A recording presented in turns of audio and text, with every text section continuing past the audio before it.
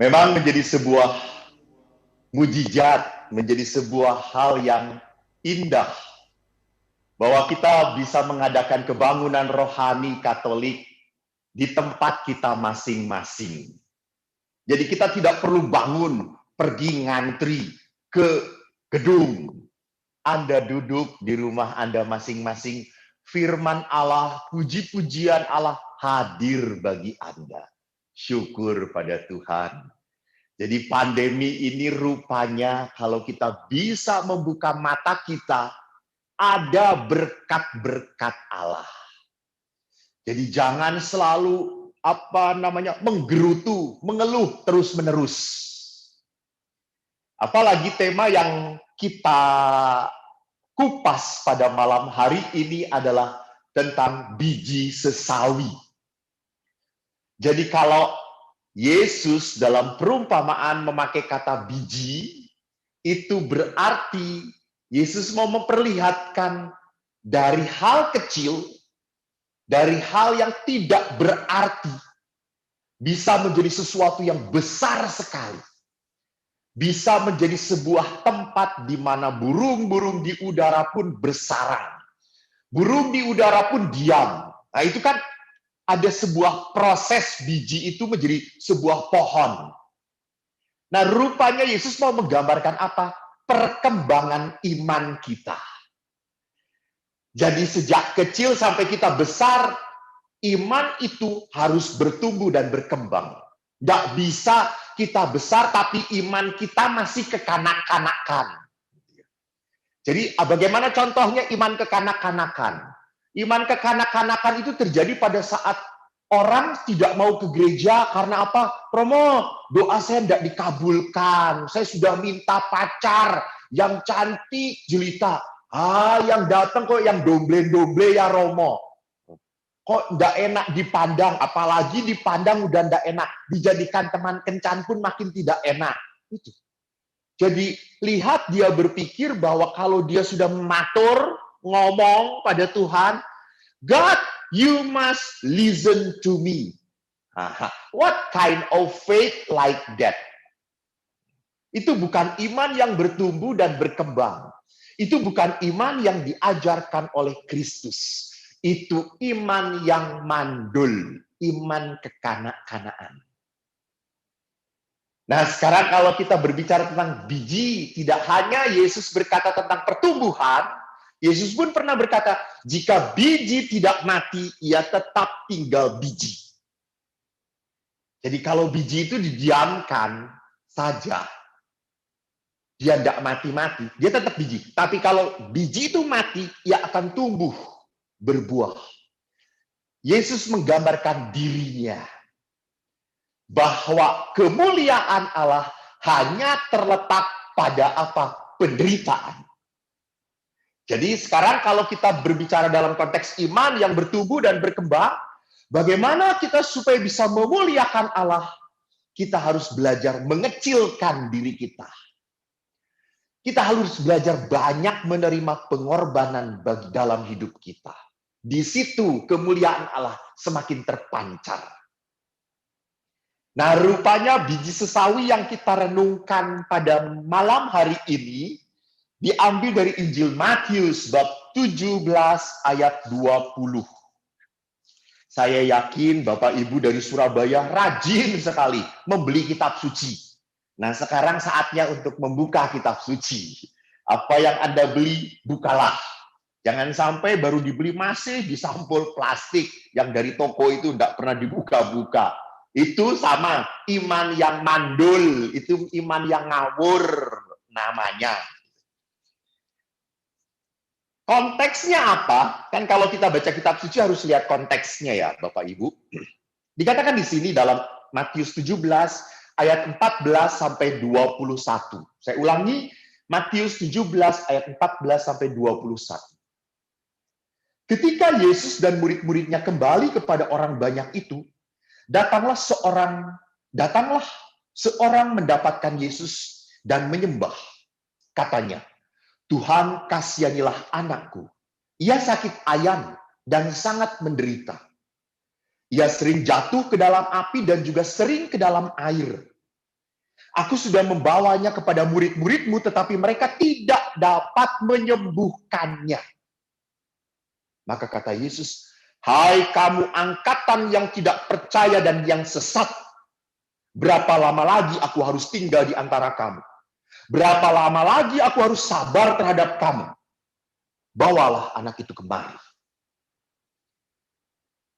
Dengan keras, Yesus menegur dia. Lalu keluarlah setan itu daripadanya, dan anak itu pun sembuh seketika itu juga. Kemudian murid-murid Yesus datang, dan ketika mereka sendirian dengan dia, bertanyalah mereka, mengapa kami tidak dapat mengusir setan itu? Yesus berkata kepada mereka, karena kamu kurang percaya. Sebab aku berkata kepadamu, sesungguhnya sekiranya kamu mempunyai iman sebesar biji sesawi saja, kamu dapat berkata kepada gunung ini, pindah dari tempat ini ke sana. Maka gunung ini pun akan pindah dan tak ada yang mustahil bagimu. Jenis ini tidak dapat diusir kecuali dengan berdoa dan berpuasa. Demikianlah Injil Tuhan. Saudara-saudari yang terkasih, jangan pernah lupa kalau Yesus itu berkata, kalau kamu punya iman sebesar biji sesawi, kau akan bisa memindahkan gunung. Dalam Injil Matius 17. Dalam Injil Matius 21, Yesus mengatakan, kau akan bisa memindahkan pohon ara ke dalam laut. Jadi kita jangan berpikir Tuhan Yesus itu membuat mujizat untuk pamer. Tidak. Yesus tidak pernah membuat mujizat supaya dipuji. Yesus tidak pernah membuat mujizat supaya mempunyai banyak pengikut. Tidak. Yesus, maaf ya. Yesus tidak mencari murid-murid yang gumun. You know gumun? Tidak mencari murid-murid yang terperangah. Woi, jangan ape tenan, aku harus jadi murid teh. Bukan. Itu iman kekanak-kanakan. Yesus selalu membuat mujizat dengan dua tujuan. Pertama apa? Demi keselamatan manusia. Demi keselamatan manusia. Dan yang kedua adalah apa? Bagi kemuliaan Allah. Maka itu tujuan dari Yesus. Bukan Yesus mau memperlihatkan sok siapa dia. Maka jelas sekali waktu Yesus diminta turun. Kalau engkau benar-benar Allah, turun dari salib itu. Yesus tidak melakukan. Tidak mau pamer. Ang cuma kon medon ya iso gampang tenan. Orang yang mati jadi bisa dihidupkan. Maka kalau kita lihat konteksnya, bagaimana tadi lihat di konteksnya, ada orang muda yang sakit ayan. Jadi rupanya dalam zaman Yesus, orang yang sakit ayan itu adalah orang yang dirasuki oleh setan. Maka cara menyembuhkan Yesus juga kan, tadi dikatakan jelas-jelas bahwa dia usir setan itu. Namun, para murid tidak bisa melakukannya. Kenapa? Kalau kita tadi lihat perikopnya, yang pertama, Yesus menegur orang-orang yang ada di sekitar itu. Jadi yang pertama, Yesus tidak menegur murid-murid. Bahkan Yesus menegur murid-murid pun pada saat mereka berkumpul, Yesus dengan para muridnya. Tidak di depan orang banyak. Yesus pertama-tama menegur orang-orang itu. Kenapa? Karena orang-orang itu datang hanya mau jadi penonton. Ingin tahu, ingin melihat keajaiban belaka, hanya cari hiburan dan kehebohan belaka. Jadi lihat di sini, mujizat terjadi bukan untuk cari hiburan, bukan cari kehebohan. Maka kumpulan orang-orang itu seperti tidak akan pernah tidak akan pernah membuat situasi. Karena kumpulan orang-orang itu hanya ingin nonton saja, maka situasi untuk suatu mujizat tidak mungkin bisa terjadi. Karena tidak ada iman. Karena apa? Lihat, iman sebesar biji sesawi pun. Di situ tidak ada iman. Di situ adanya apa? Keinginan untuk nonton hal yang aneh. Kalau Anda lihat, Yesus membuat mujizat dalam Injil Matius bab 9 ayat 18 sampai 25.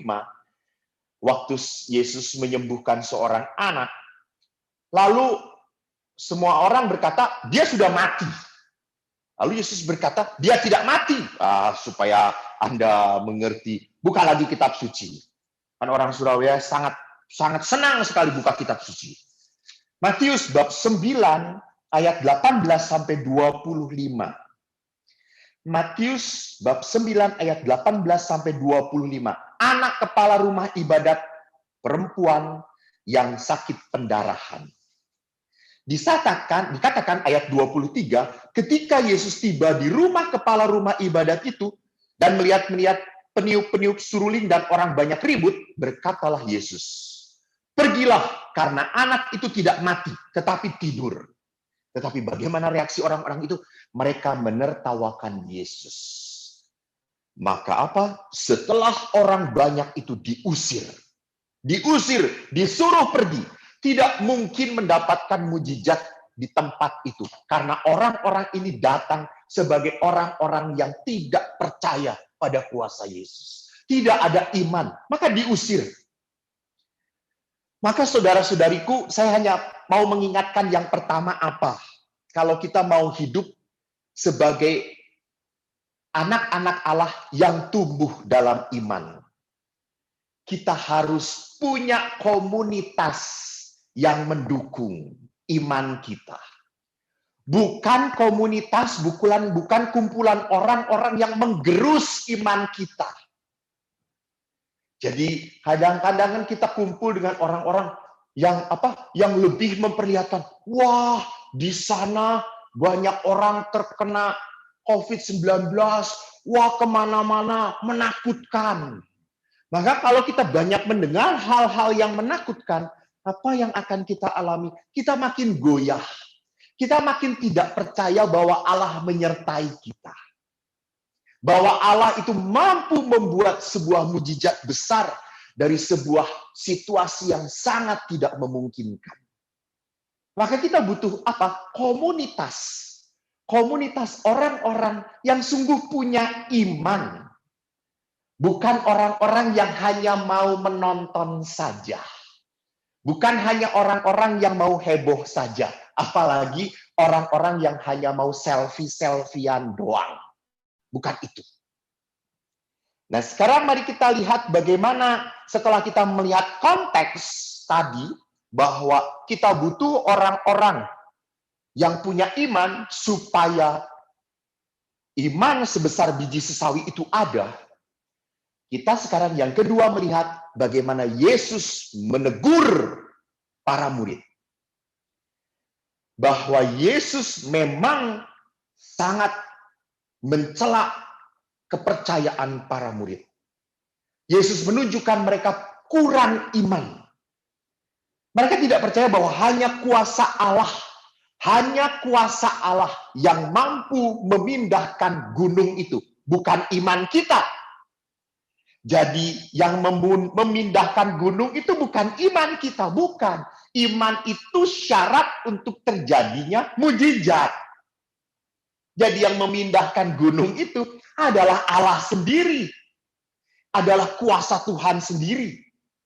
Namun supaya gunung itu, permasalahan apapun yang kita hadapi, kesulitan, bisa berpindah, hanya dimungkinkan kalau ada iman sekecil apapun, itu sudah cukup. Cukup. Bisa terjadi, mengapa para murid pun tidak berhasil? Jangan-jangan para murid mengusir setan dengan coba kuasanya sendiri, caranya sendiri, gitu ya. Bukan kepercayaan dan akhirnya biar Allah yang melakukannya, bukan itu.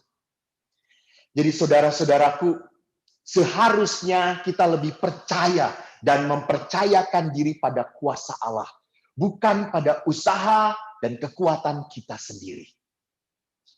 Dengan demikian, kita bisa percaya bahwa kita merasa lemah, tidak berdaya. Dan kalau kita menjadi lemah, merasa lemah, tidak berdaya, maka kita bisa berserah kepada Allah dan percaya bahwa Allah bisa melakukan. Namun, pada saat melihat gunung harus dipindahkan, pada saat melihat masalah yang begitu besar, pada saat melihat problem kehidupan yang begitu kita rasakan, pada saat melihat beban kehidupan yang begitu berat, kita seringkali lebih melihat beban, lebih melihat permasalahan, lebih melihat gunung itu. Sehingga apa yang terjadi? Mungkin nggak ya? Bisa nggak ya? Terjadi atau tidak ya? Saya ingat pada saat saya imam muda, baru ditahbiskan usia saya 28 tahun. Sangat muda sekali. Saat itu saya harus memberi retret kelompok dari Mabes Angkatan Darat. Dari Mabes Angkatan Darat orang-orang Katolik. Dan waktu yang datang ditulis di situ pangkatnya sampai pangkatnya. Dan salah satunya ada yang berpangkat bintang 2. Lalu anak buahnya hebat-hebat. Lalu saya itu ingat masa kecil saya. Saya itu paling tidak suka dengan yang namanya tentara. Karena saya dianiaya oleh tentara, oleh ayah saya yang angkatan udara. Maka kalau sudah dengan tentara itu sudah merasa tidak nyaman, tidak damai. Lalu ini harus memberi retret. Saya masih muda, saya mau ngomong apa? Dan pada saat saya memikirkan, waduh mereka orang hebat, waduh mereka pengalamannya sudah banyak, makin saya ketakutan.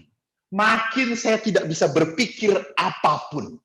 Makin saya lihat bahwa Tuhan tidak bisa bekerja dalam hidup saya. Jadi saudaraku jangan pernah lupa, di saat Anda semakin memikirkan gunung permasalahan Anda, justru Allah tidak pernah bisa membuat mujizat dalam hidup Anda. Itu yang kita rasakan. Coba kita dengarkan lagu ini. Lagu ini memperlihatkan bagaimana kita seringkali tertekan dengan hidup kita.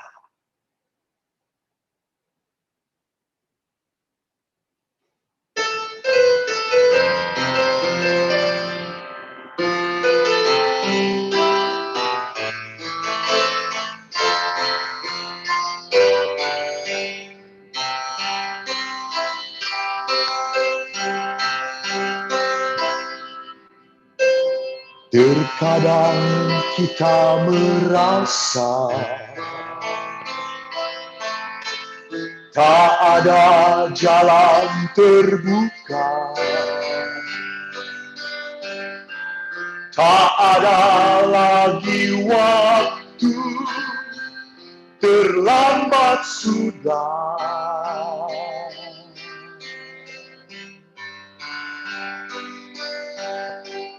Tuhan tak pernah berdusta.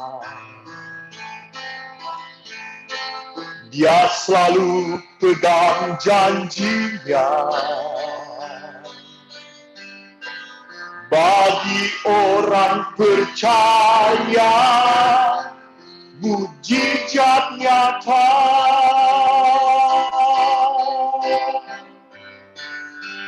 Dia mengerti, dia peduli persoalan yang sedang terjadi. Dia mengerti, dia peduli persoalan yang kita alami.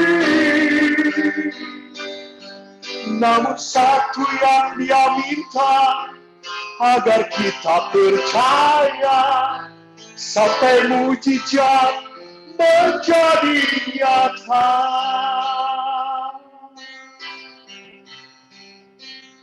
Ya. Bagaimana kita dituntut oleh Allah untuk tidak begitu melihat masalah gunung itu, tapi kita percaya Dia itu Allah yang peduli pada kita. Allah lebih besar dari setiap masalah.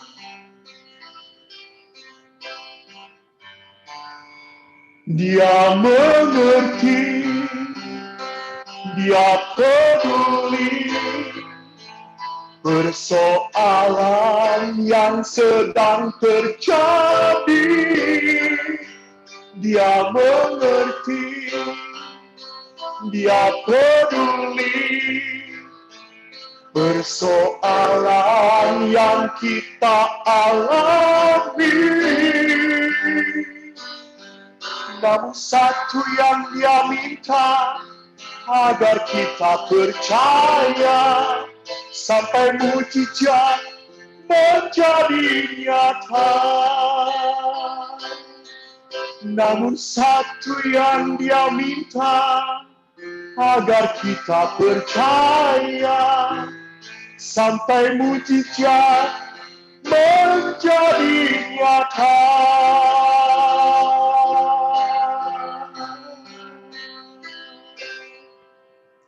Percaya saudara-saudara? Yesus hanya meminta iman sebesar biji sesawi saja. Iman. Jadi bukan kita penasaran ingin melihat yang aneh-aneh. Bukan. Jadi pertama mujizat itu terjadi bukan karena kita ingin melihat, tetapi kita percaya. Satu hal yang dia minta, agar kita percaya. Percaya. Nah, sekarang mungkin mari kita lihat iman adalah sebuah kepastian dan keyakinan. Jadi ini semua karena ada pengalaman di dalam kehidupan kita yang membuat kita yakin pasti bahwa apa yang kita percayai tidak akan pernah meleset. Maka iman yang kita percayai sudah berjalan beribu-ribu tahun. Begitu banyak pendahulu iman kita yang sudah memberikan hidupnya, nyawanya untuk iman mereka. Mempertahankan iman mereka. Mari kita lihat nanti 1 November kita akan merayakan pesta para orang kudus. Orang-orang kudus ini adalah orang-orang yang hidupnya demi iman dan akhirnya dimuliakan oleh Allah. Diberi tempat yang layak. Jadi tidak akan pernah sia-sia pada saat kita mempunyai pegangan iman kepada Allah. Surat kepada jemaat di Ibrani bab 11 ayat 1 mengatakan begini. Iman adalah dasar dari segala sesuatu yang kita harapkan. Dan bukti dari segala sesuatu yang tidak kita lihat. Jadi kalau kita berkata bahwa iman itu dasar dari segala sesuatu yang kita harapkan, serta bukti dari segala sesuatu yang tidak kita lihat, maka kita harus lihat awal iman dan akhir iman itu apa. Jadi rupanya awal dari iman adalah kepercayaan, keyakinan kepada pribadi Allah, karakter Tuhan. Jadi bagaimana kita mempercayai bahwa pribadi Allah seperti apa yang ada dalam pengalaman hidup saya. Dan kita tahu kitab suci sudah memaparkan seperti apa karakter Allah itu. Maka iman itu harus berangkat dari apa? Kepercayaan kepada Allah seperti apa. Kalau kita percaya bahwa Allah itu Allah yang menghukum, Allah yang selalu mencari-cari kesalahan, maka hidup kita selalu dalam ketakutan. Takut salah lah, takut diperhitungkan oleh Tuhan lah. Tapi Allah yang digambarkan dalam kitab suci adalah Allah yang disebut sebagai gembala yang baik. Gunung batu tempat perlindunganku. Perisai. Bahkan di dalam perjanjian baru, Yesus berkatakan, akulah air hidup. Akulah roti yang turun dari surga. Akulah Bapa yang baik hati. Jadi sifat dan karakter Allah yang harus kita alami, kita pahami dalam hidup kita. Dan ini menjadi keyakinan kita. Ini awal dari iman. Jadi awal iman kita harus memahami, mempunyai gambaran benar tentang pribadi Allah. Nah, sekarang akhir dari iman itu apa? Akhir dari iman adalah kepercayaan bahwa Allah itu akan menggenapi janjinya. Allah itu adalah Allah yang setia. Jadi akhir dari iman kita percaya bahwa Allah itu tidak pernah omong kosong, tidak pernah omong kosong. Maka kalau kita lihat awalnya kita percaya pribadi Allah seperti apa, akhirnya kita melihat bahwa Allah itu adalah pribadi yang setia, yang selalu memegang janjinya, yang tidak pernah membiarkan manusia hidup sendirian. Maka sering kali gereja mengatakan objek iman kita adalah sesuatu yang selalu benar. Objek iman kita. Jadi objek iman kita adalah dasar kepatuhan akal budi, kehendak kita, dan berasal dari kebenaran dari Tuhan. Jadi objek iman kita adalah sesuatu yang berasal dari kitab suci dan tradisi di dalam gereja. Itu objek iman kita. Dan selalu benar, tidak pernah bisa diragukan. Dan iman pun tidak bersifat objektif saja, tetapi iman pun bersifat subjektif. Apa artinya subjektif? Subjektif artinya setiap orang punya penghayatan dan pengalaman iman masing-masing. Berdasarkan pengalaman mereka sendiri. Kalau saya boleh mencoba untuk menapaki jalan panggilan hidup saya selalu melihat perjalanan hidup saya adalah perjalanan yang sungguh merasa tangan Allah menopang saya. Tangan Allah sungguh menuntun saya. Apalagi sejak kecil, ibu selalu berkata kepada saya, "Kok, kalau kamu punya masalah, kalau kamu punya ketakutan, berdoa kepada Tuhan. Tuhan akan menolong kamu." Saya ingat, ibu saya tidak pernah mengatakan, "Tuhan akan mengabulkan doamu." Tidak. Ibu saya selalu mengingat, Tuhan akan menolong kamu, menolong kamu. Sungguh, kalau saya kembali putar memori saya, kok bisa saya masuk seminari yang bagus? Kok bisa ya waktu itu yang diterima cuma 90, yang daftar 300 orang. Bayangkan, jadi mungkin 1:3. Dan saya sudah minder melihat teman-teman yang daftar itu kelihatan pinter-pinter semuanya. Dan waktu tes pun, saya melihat, kan namanya waktu itu kan baru lulus SMA, saya ngerjain tes, saya melihat teman-teman saya itu begitu semangat. Cepat sekali ngerjainnya. Wah, hebat banget. Saya itu bingung. Saya melihat teman saya nomor 10 sudah beres, saya nomor 2 aja masih mikir jawabannya apa. Tapi toh akhirnya saya diterima. Saya berjalan di seminari. Pelajarannya begitu susah, dikatakan kalau tidak naik silahkan keluar. Saya sungguh ketakutan. Tapi akhirnya saya selalu ingat kepada ibu, berdoa, berdoa, berdoa kok. Tuhan penolongmu. Tuhan akan menunjukkan bantuannya. Jadi pengalaman demi pengalaman yang coba saya lihat, saya renungkan, makin membuat saya percaya pada pribadi dan karakter Allah. Mungkin puji-pujian ini akan memperlihatkan seperti apa saya punya hubungan dengan Allah saya. Coba kita dengar.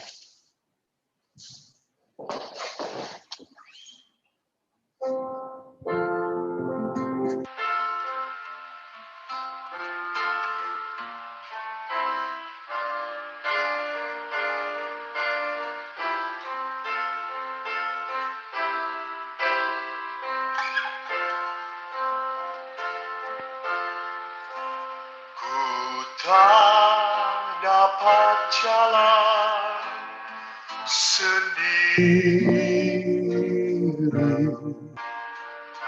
Tuhan, tolonglah daku. Biarlah Sinarmu menerangi,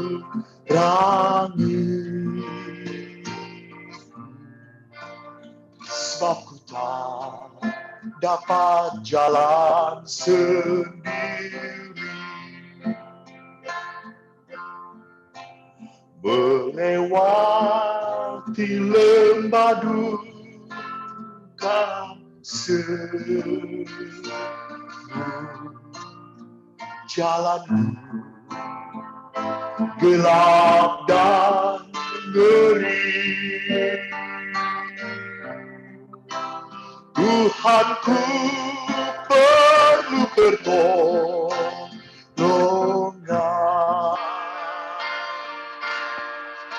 sebab ku tak dapat jalan sendiri. Silakan bernyanyi bersama-sama. Ku tak dapat jalan sendiri. Tuhan, tolonglah daku. Biarlah sinarmu menerangi,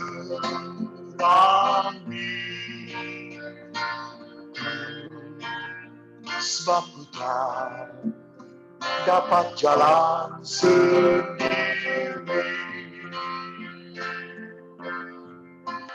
Tiada orang yang menolong daku. Ku sangat lemah dan Letih, jalanlah Tuhan dekat padaku, sebab ku tak dapat jalan sendiri. Ku tak dapat jalan sendiri. Ku tak dapat jalan sendiri.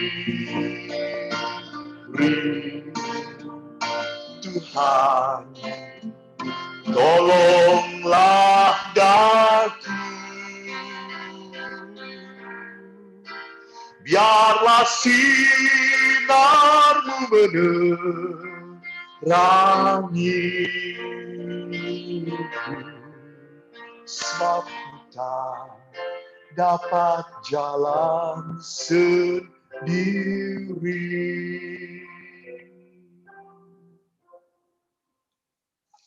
Saudaraku, itulah perjalanan iman.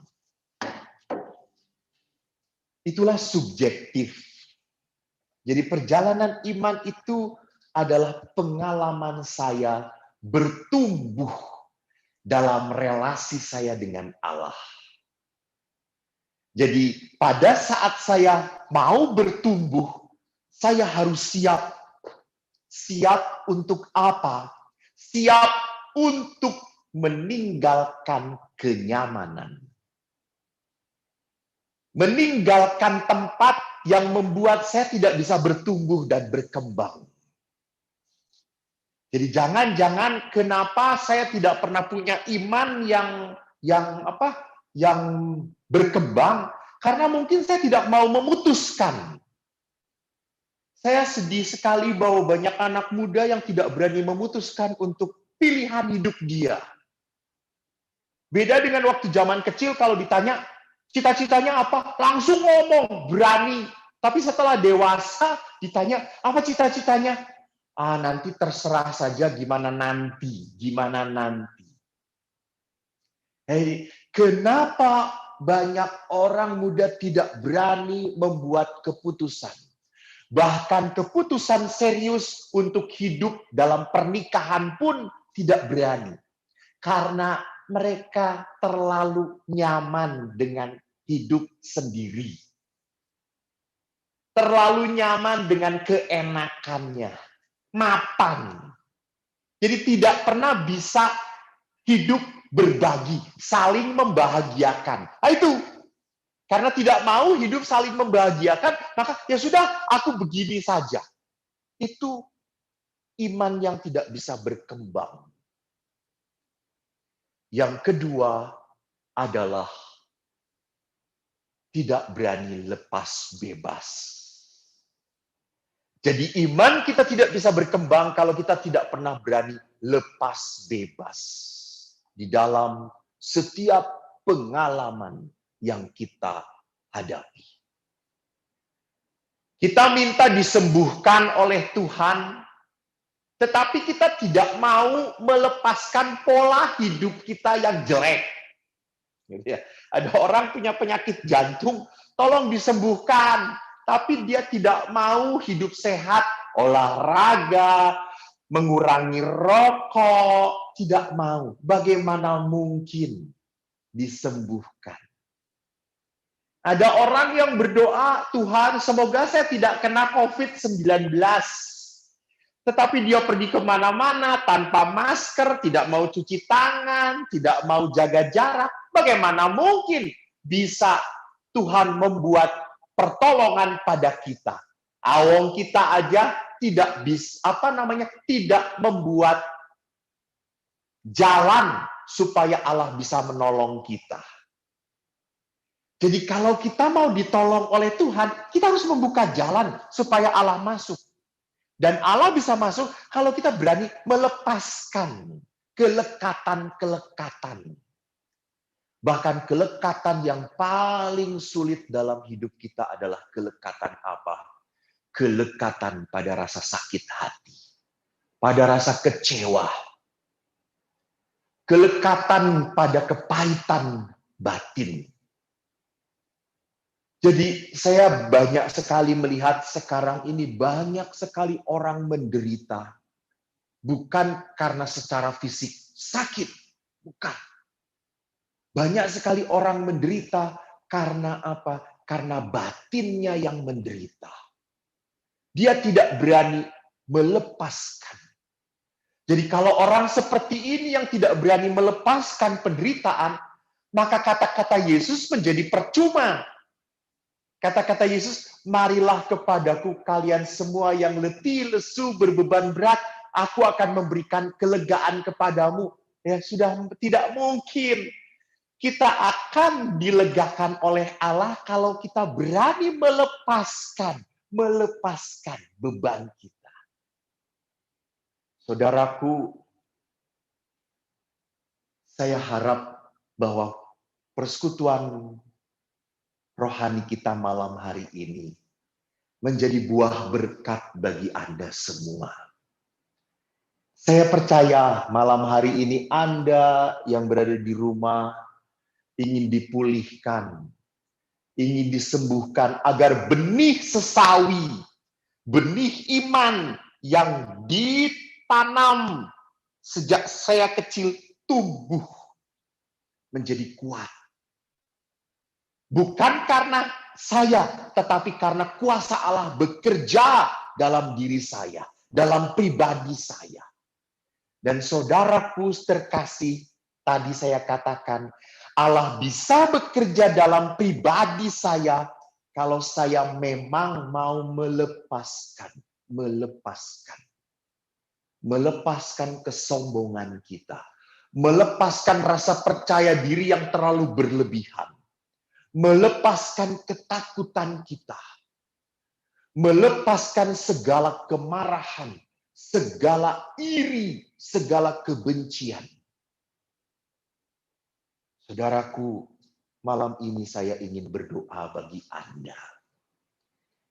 Malam ini saya ingin Anda semua merasakan bahwa Allah itu sungguh hadir di dalam hidup kita.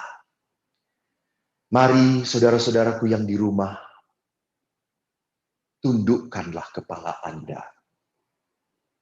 Bertelutlah, percayalah. Malam hari ini Allah memberikan kelegaan kepadamu.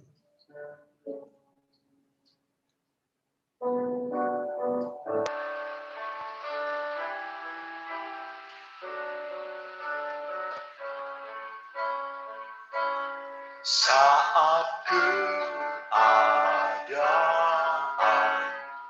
di sekelilingku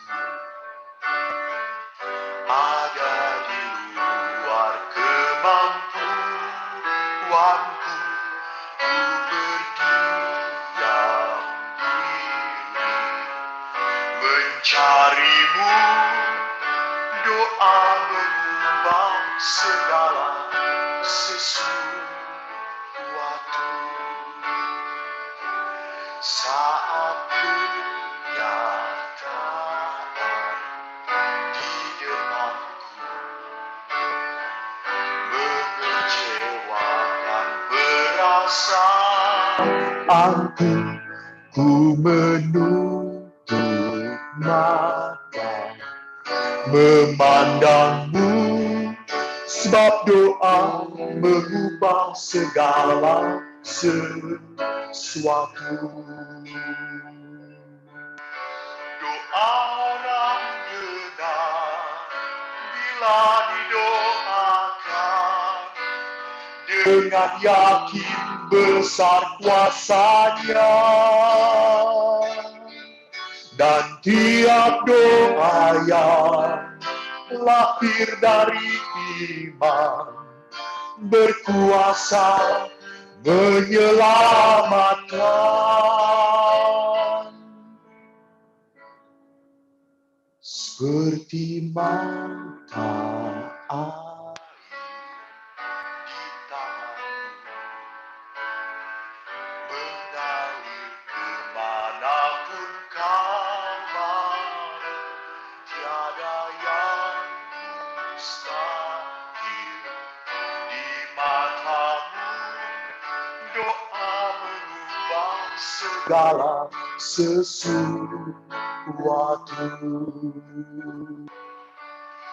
Doa orang benar bila didoakan dengan yakin besar kuasanya, dan tiap doa yang lahir dari iman berkuasa menyelamatkan.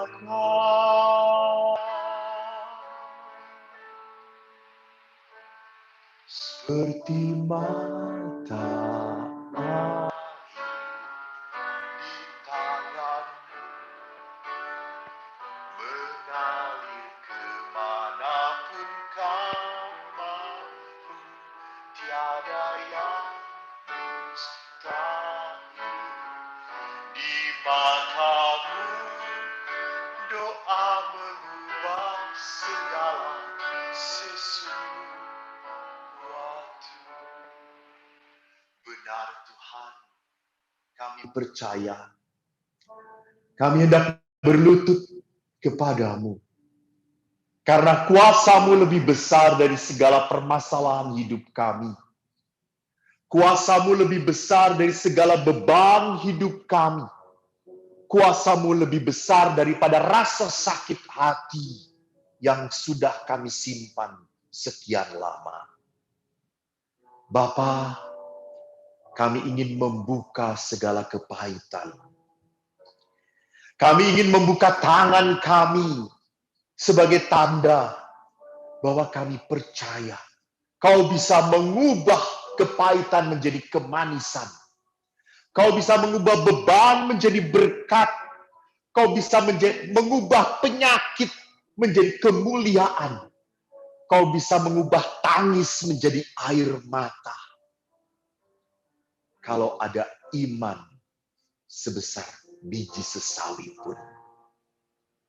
Tuhan, kami sungguh percaya Engkau Allah yang baik.